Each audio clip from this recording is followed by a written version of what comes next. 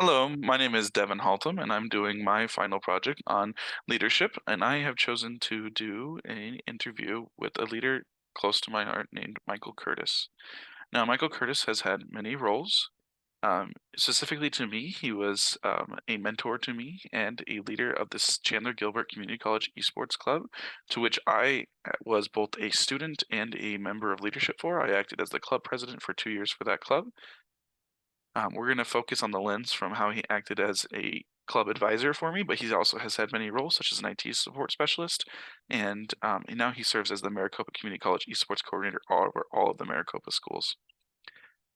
Now, the focus that I wanted to take for this project was on leadership motivation. I wanted to. I understand that motivation comes in a lot of different factors. We often talk about in my business courses about how to motivate people to do certain things, whether that be through monetary value or through um, things like rewards or praise. But I wanted to focus on leadership motivation because that tends to be more intrinsic. I wanted to ignore the first two levels of Maslow's hierarchy of needs because typically we're not really looking at safety needs or psychological needs when it comes to leadership. Um, but we're looking for the things that can to help someone to pursue their own goals and their emotional and physical energy that they utilize to achieve those goals. So I decided to ask Michael Curtis some questions about himself in order to understand where his own motivation comes from. The first question I wanted to ask him was, what strengths do you have as a leader? I thought this was a good question because oftentimes our strengths comes from things that we view are inherent as a leader, something that can may motivate us. So for him, he said that his strengths are leading by example, honesty and upfront communication, and empowering employees and students through their own strengths.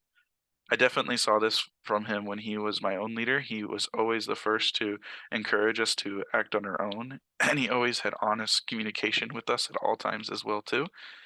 I never can think of a time where Michael Curtis was ever trying to be deceptive. He always was the forefront of morality and everything that we tried to do.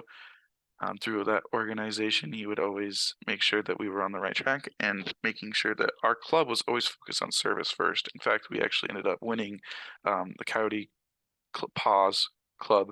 We earned a five paw club and was a symbol to other clubs about what a good club should strive to be at the end of our year.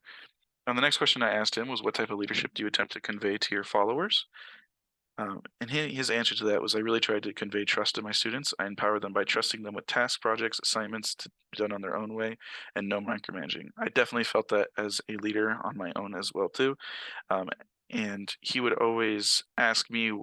There was never a what should or like a direction from him, like the club needs to do this. It was always a what do you want to do with the club? Where do you want to take the Chandler Gilbert Community College Esports Club? And through his way of leadership for that, because I was a leader in my own right as well as the club president, I was actually able to convey that to my club followers and ask them the same question. And we were able to do some great things because of it. I learned that my club members really wanted to have events where they can come together and improve camaraderie. We also launched the probably Arizona's largest Smash Brothers tournament. I don't know if it's been beaten since then, but it was a big thing for us to do at the time. And I definitely conveyed that to my own followers as well too when I was the club president, and it was really successful. The next question I asked him was, "What do you wish that all the followers in your organization could understand?" And his answer to that was, "Believing and knowing that they are capable. Confidence needs to be carefully grown." When I was serving under him, and based off his response, we always struggled with getting money for the club. We had a pool of money that we could access, but we wanted to do big things. In order to do big things, sometimes you need a lot of money. And so a lot of other clubs had the idea of like, oh, car washes and doing other things to be able to raise money, but they didn't really find much success in those. And we want to do things that require things in the thousands of dollars to be able to do. And so when I went to him for advice, the thing he told me was ask. And I was just confused. I was like, who? Like, where am I supposed to get money? Usually there's some kind of connection you do to get money. And he taught me that there to take the opportunity to just go out there and ask organizations local to your area what they'd be able to provide. And so I went to companies like Microsoft and to Monster Energy drinks, and I was able to. I just asked them. I said, "Hey, I'm I'm the president for a local organization, Chandler Gilbert Community College Esports, and we're looking to do some big things. And we're wondering if you'd be willing to participate or to help donate, or is there anything that we could do? Can set up some kind of like we come and buy things from you guys. And they've just said that we've been waiting for your phone call. It was the most surprising thing of all time. They're just like, we've been waiting. They've heard about us and they were glad to be able to provide us with money. And we ended up creating sponsorships from those companies that lasted for years now at this point. And it really changed my perspective on um, just the power of confidence and being able to ask for things, to be able to assist you. The next question he says, how do you see yourself improving in the upcoming years? And his answer to that was, I believe in the lifelong learner model. I'm always willing to learn and improve myself to be a better leader, coworker, friend, husband, and father. As you get older, you learn a lot about yourself and others, and just using your experience to continue to grow in a positive way. I really like this answer as it takes on a more personal approach. It shows where his needs are being met in Maslow's hierarchy of needs. So he really focuses, even though oftentimes we view the hierarchy as like, oh, maybe the top should be the most important. For him, it's those relationships that matter. And so building those relationships and having those needs met on the lower level may be just as important as some of the higher level. It doesn't always have to be some greater thing that you become a part of. Sometimes it's really just local to yourself and being able to really, like this is in self actualization, being able to do what you enjoy and finding positivity in that. And then the final question I asked was, how do you handle situations where your followers are being difficult? Because we always run into those type of things, and it's always good to get perspectives, especially from someone you look up to, seeing what their thought process is on situations like this. And he said, step one is taking a moment to figure out the issue. Communication is key. Listening to the issue and concerns from all parties, showing real empathy goes a long way. Once you get to the root of the issue, then we can work on a solution together.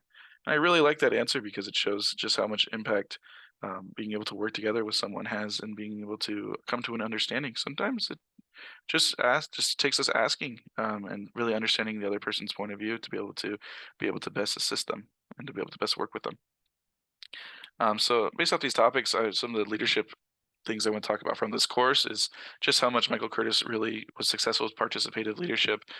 We know that participative leadership allows others to be involved in decision making, and I definitely felt empowered as a follower and as a leader myself with how Michael Curtis led his organization because he really looked for that feedback. We always ran polls to see what people wanted. We always trusted that for the greater good that we were looking um, for individuals to provide our goals that we want to set in the future, and it was really successful for us. And then another thing that stood out to me was transformational leadership, which was once again focusing on that vision that we overall had, and we wanted to be the best club. We didn't just want to be an organization that um, settled in the middle. We really wanted to stand out there and have our name heard and around. And we saw that our club eventually spread to other colleges throughout the Maricopa Community College, and we eventually became a symbol as like this large organization that eventually now has its own collegiate league. And Michael Curtis is the leader of that organization now, and that's crazy to see how much it came because before when I was there, it was just a single club for a college, but now it's done so much more. And he definitely empowered me to be able to head that change. I remember going to other colleges and encouraging them to be able to start their own club there as well too, and look at now what it's become. And that was all because of how much Michael Curtis was looking to improve this organization. And then finally, emotional intelligence, I think, is really important for being a leader as well too. And Michael Curtis was definitely such an intelligent leader when it came to this, because he always understood what was needed to be said to be able to help people. He was always focused on making sure that everyone's voice is heard and that no one was putting anyone down either. And he definitely had empathy to be able to talk with others and to be able to raise social awareness as well too, be able to foster service that we were able to do in the community. Overall, Michael Curtis was definitely a leader and an example to me of just how much empathy and being a social leader can be. His motivation comes from those that he loves and those he surrounds himself with. It doesn't necessarily mean that he always has to be the number one most profitable, the number one most successful. But as long as he's doing what he loves and he is doing a good job at it, he finds that that is where he gets his success. And he definitely is an example to me of that, as well as I look to be my own leader in the future. Thank you so much for listening to my project today, and you have yourself a fantastic day.